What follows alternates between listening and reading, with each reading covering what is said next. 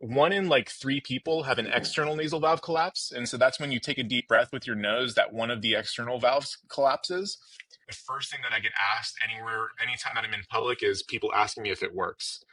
So people are seeing this and they're just really curious about it. Every part of life is so influenced by good breathing. It's like one in three that have nasal phenomena that impacts your sleeping. And that interruption of your sleeping has impacts throughout all of your day, cognitive function. You are interacting with people who are oversee like the fitness programs. And so on the fitness side, when you go to a luxury resort, the guest is looking for the staff to be experts. Part of me was like, well, why not reach out to sporting organizations as well? You know, it just seems like a natural thing. Like they want every advantage in performance boosting, right? We have a director of content, and it's so interesting. Our team is really small, and we have a global reach. I mean, the United States is we have over like 1 million active users of the product right now. Last year we had 700 million views on social media. Fitness and gyms is a huge opportunity. Absolutely. Speaking of the military, maybe there's even like a defense contract in here somewhere.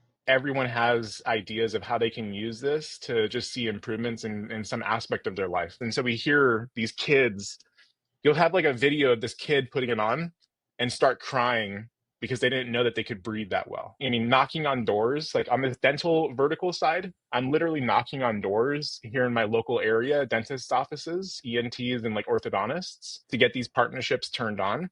I know how big of a profound impact it has on people just with breathing problems, though. Like it has to be just a game-changing experience. There's this really powerful shot that a lot of creators do where they hold up their nose and then they put the device on and you just see the like instant opens it result. Welcome back to Prospecting Pros. Today we have Wesley Balmer on the show along with my co-host Chris Lingenfelter. Welcome. Hey. Wesley is currently working at Intake Breathing, which is getting a lot of hype online. And if you can see, those of you watching on video, you can see the band across the nose on both Chris's and Wesley's nose. So Chris just put it on for the first time. Tell us about that sensation or the feeling. Well, it really just opens up your airways. So you're getting a full breath of air each time, which I've always had the problem of, like when I breathe in, I always get like a little kind of congestion almost, and it pulls like my nasal pathway in. This one, that's just not happening at all. I'm just getting like a full breath of air each time. So it's a unique experience. And what you're describing there, Chris, it's actually really interesting. So again, my name is Wes Balmer, Director of Sales at Intake Breathing. I'm just getting started with this team, and I'm really just getting started with this product, but we have a clinical supervisor who's taught me so much. One in like three people have an external nasal valve collapse. And so that's when you take a deep breath with your nose that one of the external valves collapses.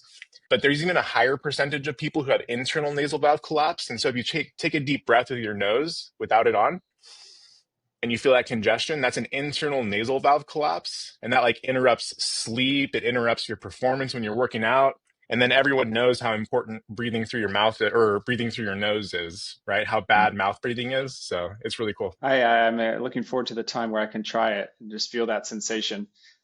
Before we were recording, Wes and I were talking about just a lot of people are unsure because it's got a lot of buzz online, but the question is whether or not does it work, right? So it works. I can confirm. It's no bullshit. It works. So I think now I guess it's just getting it out to the masses and getting over that hurdle for those who haven't had the ability to try it out firsthand. Well, and that's like a perfect segue into, I think part of like why we're chatting today about Level Up Leads and how we're getting connected and what my objectives really are. And so I oversee like our channel development, looking at, medical device technology and getting that into practitioners' offices, getting it out into like hotels, resorts, and spas. And because the social media is so large on this, like last year we had nearly 700 million impressions across our different accounts and different content pieces that went out. The first thing that I get asked anytime that I'm in public is people asking me if it works. So people are seeing this and they're just really curious about it. Well, yeah, I am too. Well, I mean, yeah, just if you even think, I know like from the relaxation part, it's important, just like having the relaxation, kind of that Zen moment. But from an athletic standpoint, breathing is the most important thing, especially for endurance. And this just allows you to take in that full scoop of oxygen without anything, causing like an obstruction in your nasal ways. Well, you've even seen it lately. I'm a tennis fan, and I saw Carlos Alcaraz, who just won the French Open and one of the hottest players in the world right now. I don't know if it's the exact one, but I have seen that he's been wearing something over his nose as of late. So I don't know, Wesley, if you know if he's using that your product, but he has. You can tell there's a need for opening up the pathway to breathe better. It's, yeah. I mean, there's a book called Breathe that everyone should read, but it really talks about even in early childhood development, how mouth breathing can impact like your facial structure, and how, having a tendency to breathe through your nose is so important for your sinus development and your overall just everything. And every part of life is so influenced by good breathing. Yeah, the benefits are pretty endless. And I could imagine people who actually struggle with breathing like naturally. Like I wouldn't consider myself who struggles with breathing, but even I notice the difference. And I could imagine just people that actually struggle, how big of an impact this would have. I can imagine also if you're having trouble breathing, it's going to make you more tired throughout the day. And if you have, like, I'm talking like someone working throughout the day, right? Just not an athlete. Obviously, there's those benefits there. But if you can breathe better, you're probably going to be thinking clearer and have more energy and throughout the day. So I can see some benefits there. Yeah, there's this whole population of the world that, like, a very small population that has diagnosed sleep apnea, and like even smaller portion of that world that actually has like a CPAP machine. But it's like 1 in 3 that have nasal phenomena that impacts your sleeping. And that interruption of your sleeping has impacts throughout all of your day: cognitive function, healing, muscle tissue repair after hitting the gym. Interrupted sleep impacts that. Yeah. I'm curious, where are people tracking their sleep? There's nothing like through, do you using, like for me, I have on an ultra-human ring that tracks my sleep. Where are your clients? How are they tracking their sleep and noticing an improvement? So like Apple Watch has heart rate variability, which is HRV, is a metric that's being tracked on like an Apple Watch. And so that's measuring heart rate throughout the night. A steady heart rate variability indicates like really consistent sleep patterns. Any type of interruption that you have in your sleep will cause your heart rate to have a higher rate of variability. And so that really consistent HRV means that you're having really deep, uninterrupted sleep. And so I constantly hear about it on the performance side. So I'm traveling between dental offices, ENT's offices, and then I'm going to hotel resorts and spas. And often in these hotel resorts and spas, you are interacting with people who oversee like the fitness programs. And so on the fitness side, when you go to a luxury resort, the guest is looking for the staff to be experts. And so the staff has this like challenge to constantly be at the like cutting edge of technology, the cutting edge at like performance supplements, the cutting edge of everything related to just general performance. And so the staff are tracking these things, and they see the benefits of intake breathing that they're communicating to the guests that come in. So, but yeah, it's like on exactly what you have. Does that track heart rate, your ring? Yeah, it does. Yep. And so periodically throughout the night, it's likely taking a measurement of your heart rate. And that's an HRV KPI that's being tracked in your apps. I know part of the work we're doing together is reaching out to these spas at the major hotels and luxury hotels. Part of me was like, well, why not reach out to sporting organizations as well? It just seems like a natural thing. Like they want every advantage in performance boosting, right? And they definitely have the money to invest in it. And so I think that would be an interesting angle for you guys, because I think there's really many athletes wearing these today outside of the one you mentioned, John, in tennis. Yeah, I don't know, Wesley, if you can speak on that. Like, I don't know if they're using it and it's just not on camera or what. We have a director of content, and it's so interesting. Our team is really small, and we have a global reach. I mean, the United States is we have over like 1 million active users of the product right now. Last year we had 700 million views on social media. I'm not especially well versed on the content creator side, but I keep on hearing of like influencers who just have these extremely strong reactions to the product. We keep on seeing that content come online. But yeah, I mean, I think that's actually a really good point though, Chris. And that's probably something that's helpful to talk about on that like B2B go to market, like channel development strategy. Like one thing that I really like thinking about is like focus. My mentor, Chris Herbert, actually how I got the role at Intake Breathing, he has this philosophy on like the go to market just general like development, strategy development, about getting one plate spinning. I really like that. It kind of helps me focus on like who it is that I'm trying to get, like what vertical I'm really trying to get stood up. Um, there's so many opportunities in the market to go out and attack these different verticals, but fitness and gyms is a huge opportunity. Absolutely. My wheels are spinning around in like other partnerships like PT clinics, for example, something like that. There's an association or a professional group that we're working with that develops performance training regimen for combat veterans as they exit their active duty, whatever that is, going into private paramilitary Hmm. roles. And they're using it as part of that coursework and as part of that professional development, Hmm. because of the improvements that they see. They're able to measure this scientifically. They're able to measure the improvements in recovery. So muscle recovery, just general like stamina. Yeah, it's really insane. It's such a simple device too, and that's like on the spa side, something that really is helpful. On the spa side, if you want to see like improvements on like wrinkles, you have to use a face cream for like 2 years, right? This thing, you put it on and you instantly have better sleep.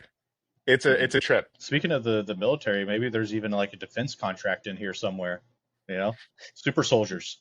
They breathe better than everybody else.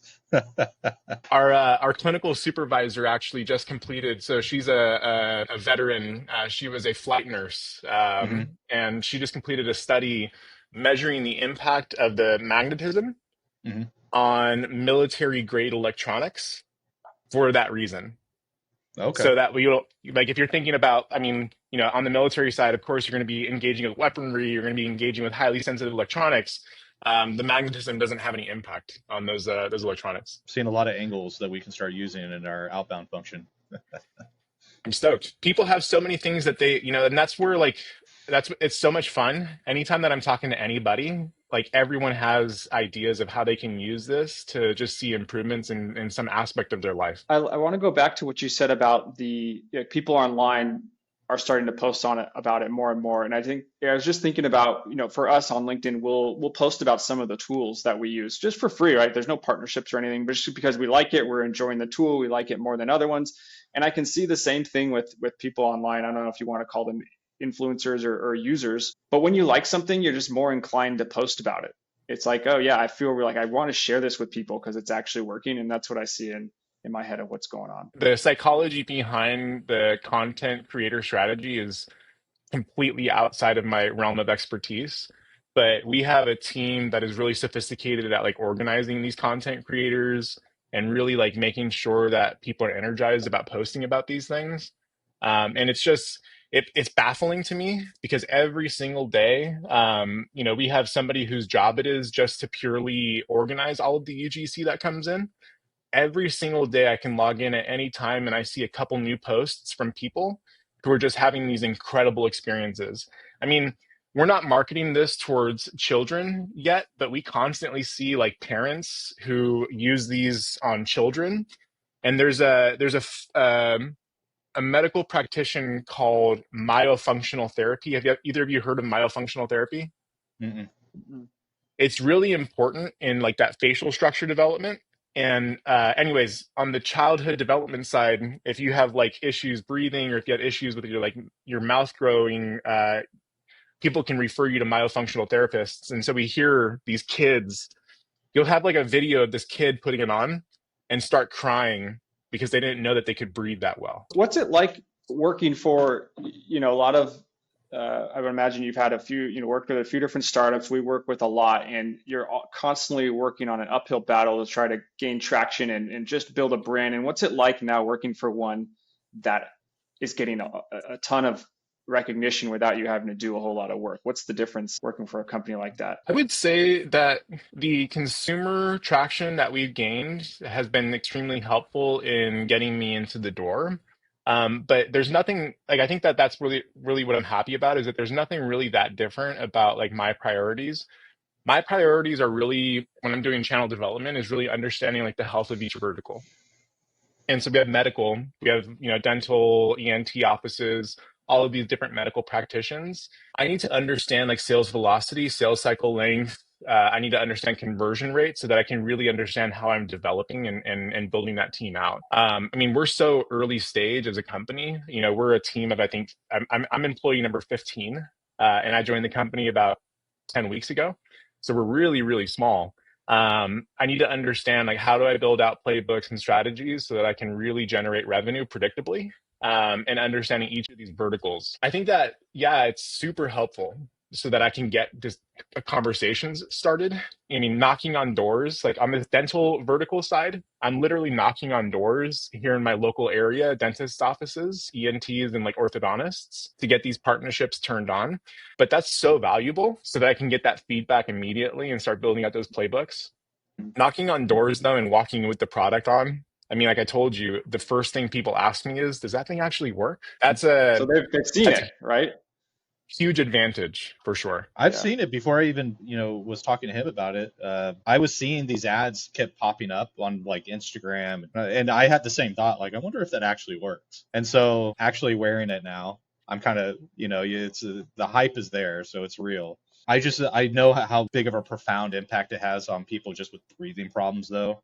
Like it has to be just a game-changing experience. Wesley, before we started recording, you were mentioning that there's actually a lot of people trying to spin this up, but you're the only company that's actually patented. Yeah, so we have full suite of patents on both the rigid external nasal band, and we have patents on the stainless steel discs that are being applied to the skin.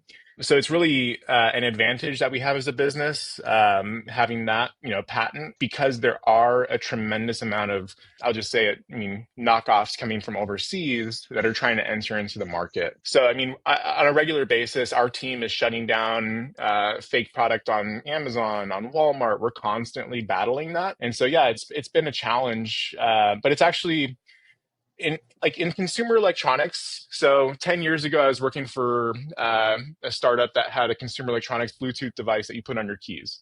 And like we did a $2 million Kickstarter. And so I joined the company before we started even shipping product. And I was building out like customer support strategy. And I will tell you that the entire team erupted in like cheer when we had our first package stolen off of someone's doorstep and you watch that recording. Like there was something that felt good about that. Of course, it's like the worst thing that could possibly happen for the consumer, and we made it right. But there's something so validating about that. Like there's something that makes you feel good about that. I'm really glad that we protected ourselves as a business from that happening, because we are able to protect ourselves from that. This episode is sponsored by Level Up Leads, a B2B sales development and appointment setting agency. Companies always need pipeline, but they oftentimes don't want to hire SDRs internally. The whole process is risky and expensive. You've got hiring costs, onboarding, training, additional spend on your tech stack, a few months to ramp up. And with that being said, SDRs are a high turnover position, and the person you hire might not necessarily work out, so you need to start all over again. That's why companies outsource this. Level Up Leads allocates a team of people, their tech stack, so you can onboard and launch your campaigns in about a week. They set qualified meetings in your calendar so your team has more selling opportunities. Visit levelupleads.io today to learn more. All right, now back to the show. And also, like, if you're even thinking about buying a knockoff, you got to be careful because you don't know what you're putting on your skin, for probably maybe a full day, right? 24 hours a day, and that will have an impact. So you want to make sure it's a reputable company that you're going to be wearing, around as well. Yeah, this adhesive that we purchased too. I don't want to make the wrong claim here, but because I'm not overseeing ops, but I have a lot of visibility into these conversations. From my understanding, this adhesive, we actually purchased like the world's supply of this adhesive, anticipating growth and anticipating our fulfillment and operational needs. Like there's no more of this specific adhesive available for purchase right now in the world, is my understanding. So you got a monopoly. It's really important what you put on your skin. So up to this point, let's talk about the B2B side stuff you're going to be overseeing. Has there, other than yourself, who else has been doing or going into the market on the B2B side? Or were you the first person to do so? I was the first person to step into that role formally. So we've had a tremendous amount of inbound interest. So first couple of days, really getting a good understanding about who's knocking on our door. I put a couple of like assumptions together about market size, and really started to formalize like some strategy. But yeah, I mean, really, I get the opportunity right now to go out, execute individual contributor, build this out for myself. And then I can build systems for my team to be successful as we start to grow and scale the company. So it's, yeah, I mean, we're so early stage. And I'll kind of just drop into how Level Up Leads is like part of that, right? It is so valuable for me to be able to have somebody calling and validating product market fit, validating value props, that these are actually getting our target audience connected and getting them interested. So it's so critical for me with such a small team. I don't have an SDR, I don't have a BDR on my team that be executing on these outbound tasks. So it's so incredibly important to me to have Level Up Leads, just making those phone calls. One of my questions to follow up was just going to be like, what's it like trying to create an ICP for the first time on the B2B side, right? Because that's going to be different.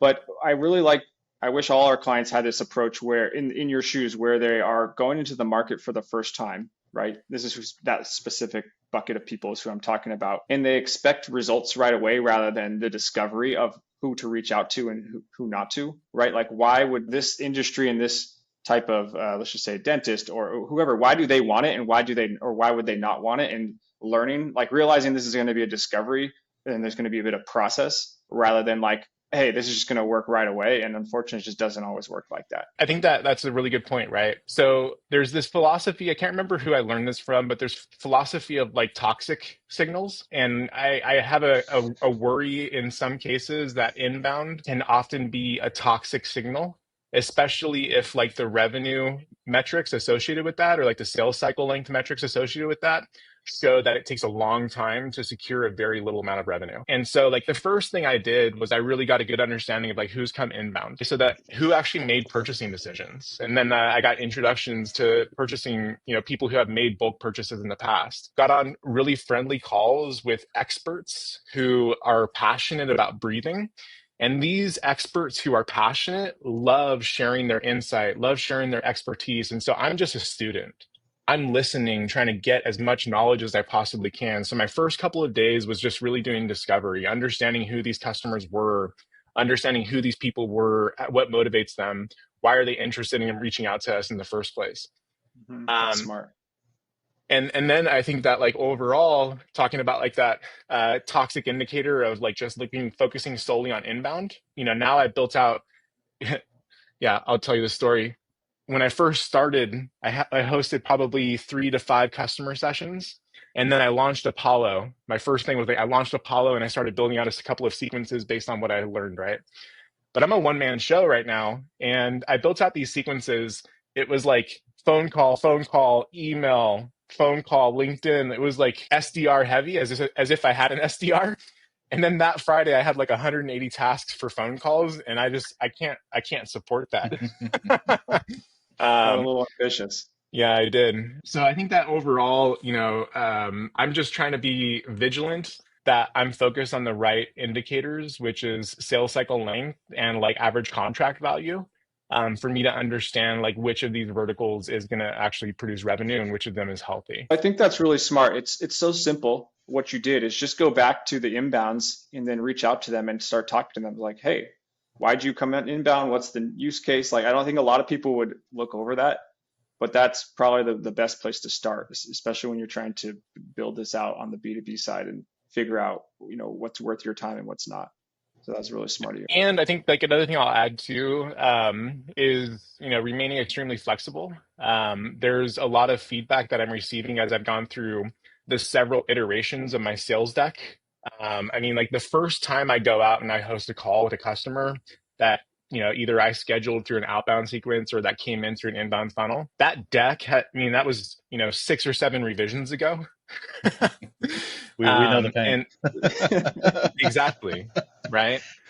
And it's so, just remaining really flexible and taking that immediate feedback that you get during conversations, or even sensing that confusion where you're making things too complicated and just making it much more simpler so you don't delay the decision, right? I think that's good because you're going to be learning too as you reach out to more organizations and more people. So it's all comes around the core of improving breathing, right? That is the core. but everybody's going to have a different reason why they want to improve breathing, from, the spas to, athletic organizations. And you need to develop messaging. And that's why it's a good approach to do this, is you need to develop messaging into these specific people. And a lot of companies don't do that. They just blanket approach. This is what we do, and it applies to everybody. And then they wonder why it doesn't work. It's so interesting. Like, that's the really fun thing, though. And going back to one of the questions that you asked me earlier, John, about like stepping into a role at a company that's had a lot of D2C success. On the D2C side, if you watch our social media, there's this really powerful shot that a lot of creators do where they hold up their nose and then they put the device on and you just see and the like instant opens it up. result. Yeah. That's a pretty broad message that works across the D2C channel. Yeah. Like broad strokes. But then I'm really happy we have this clinical supervisor, Dr. Karen Parker Davidson, who's phenomenal. She's a ball of energy. She's so passionate talking about nasal function and the impact on health across a variety of different medical practices. Just like you had said, Chris, where you had seen this and your thought was like, does this work? I'm also able to come to this through the lens of like, how do I provide education to medical practitioners that it does work? And we have that clinical support to be able to do that. What's funny is, like, I thought I would notice it more on my nose, and I kind of forget about it, that it's there. So that's another good thing too, is it doesn't feel annoying, right? And that's probably always something you would think about, like, okay, this is not going to be practical for a day, but truthfully, I just forgot about it even talking here. But what I'd be curious to know is, like, what is y'all's goals, coming up, since she's had such kind of like a rapid takeoff? Is what's next? There's some pretty substantial internal initiatives that we have. I think that, one thing that I'm sensing from the team is that we are not just the magnetic nasal strip company. And so, like, being able to use the success that we've seen and be able to take that market that we've developed to really deliver new solutions and be able to really support other aspects of life. But I think that overall, my ambitions are really to professionalize this, turn this into a medical device with medical grade continued education so that practitioners are more supported to be able to speak to why breathing impacts health. So my wife is pregnant, right? And like the next continued education course that we have is the impacts of breathing on pregnancy. I haven't gone through the full course literature yet. This is still being developed, but in the second trimester, there's hormones that change the impact of like nasal function. And like, I'm just telling you, I don't want my kid to like have any like, oxygenation things. And my wife loves this. I don't want there to be like, desaturation of oxygen levels while she's sleeping. My wife loves this. This baby's going to come out so freaking healthy. And I'm so stoked that my wife wears this Superman. every night. Oh man, I'm stoked. Yeah. I'm going to have the fastest mile in his or her grade. Yeah. I think this is really exciting. Like it's one thing to work with any type of company, whether it's B2B or B2C, and that you have a lot of different competitors and it's an uphill battle, but to be a part of something has a lot of buzz, it's exciting. And I've never even tried it before. I've just seen stuff on social, and then I want to go purchase one. So I just think, like, just saying, I'm excited to work together, but also just really exciting for you to work with a company that's already seems to be taking off. Yeah, it's a pretty cool company, man. I'm stoked to be working with you guys. I mean, we worked together in a previous role, and you guys really came in to solve some big problems that I had. And I'll talk about those problems, right? I think that building outbound teams and overseeing outbound talent is a challenge. I think that if you look at today's market in general, there's many challenges that we have in having good quality calls and then having good quality systems to be able to support the team that is making those calls. And, I think that Level Up Leads is really taking that headache away from me so that I'm able to focus on what matters to me, which is market development.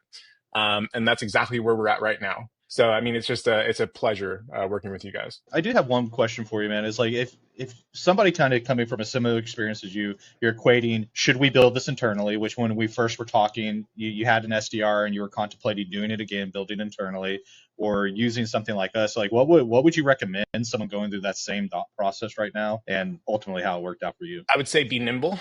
Early stage, be extremely nimble. I think that there's like a lot of flexibility that an agency offers to me when I'm building out just general strategy. Of course, I'm not, saying that like I want to end this relationship, but I'm just as someone that's overseeing a P&L and overseeing, my own budget, right? It's really easy for me to be able to articulate the value internally when I say, Mhm. let's launch this team, let's launch this service so that we can quickly execute. And that's a strength that I have at the stage of the business that we're in.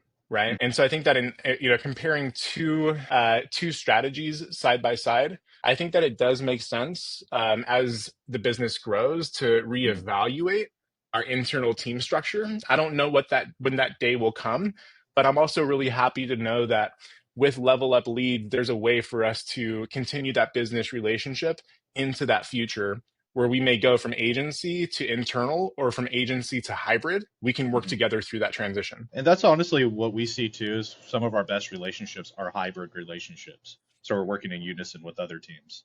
But yeah, that's a good point. And like you said, is we're able to launch so fastly, you're able to validate market very quickly compared to hiring internally, which is going to take you another 6 months, maybe 9 months to get that market validation. And there's so much risk too, right? Like today, for me to go and let's say I wanted to hire on 2 BDRs, I'm still in this rapid phase of development, rapid phase of testing.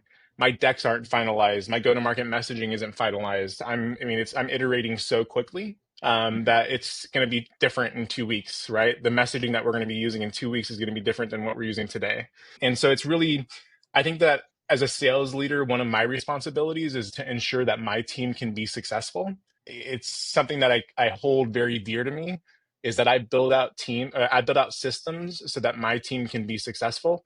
And I'm just not there yet. I need to go out and do the work. I need to go out there and validate the market so that we can get to that point. So what we should do is give it 3 to 4 months or whatever that timing is, and you come back on here again. We'll talk about what worked and what didn't work on the B2B front. I think that'd be cool, and we'll see how much how things have changed in that time period. Yeah, 3 to 4 months. I mean, the entire scope of the work that we're doing together is going to be completely different, I'm certain. So we'll wrap up the conversation there. Thank you so much for coming on. Tell the audience, where can they find you? Where can they learn more about intake breathing? So intake breathing is delivering life-changing breathing with our premium magnetic nasal strip.